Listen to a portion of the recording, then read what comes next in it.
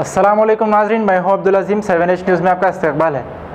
शहर हैदराबाद के इलाके मक्ते के रहने वाले एक शख्स ने अपनी बीवी को बुरी तरह मारकर ज़ख्मी कर दिया। अब वो यशोदा हॉस्पिटल में ज़ेर इलाज है।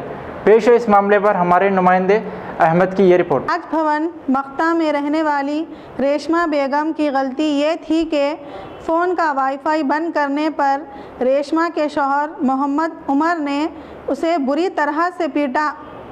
उनके आँख के पास मारने से शदीद ज़ख्म आ गया। ये जहालत कैसी जहालत है? मर्दानगी दिखाने के लिए क्या कमज़ोर औरत ही मिली?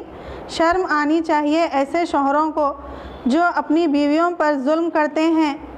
आए दिन ये सुना जाता है कि शौहर के जुल्म से बीवी खुदकुशी कर ली।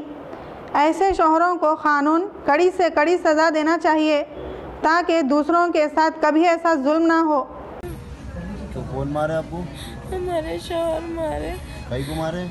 फोन छी वाईफाई ऑफ करने के लिए हाथ में ली तो मारे, पीछे से गर्दन पर मारे। हाँ। मैं बुरखा ली, जल्दी में नहीं रहती बोल के तो, और ज़्यादा सिर पे मारे, फिर सीने पे, मेरे चेस्ट पे दबा दिया, कतर दिए, फिर और ज़्यादा मारने लगे।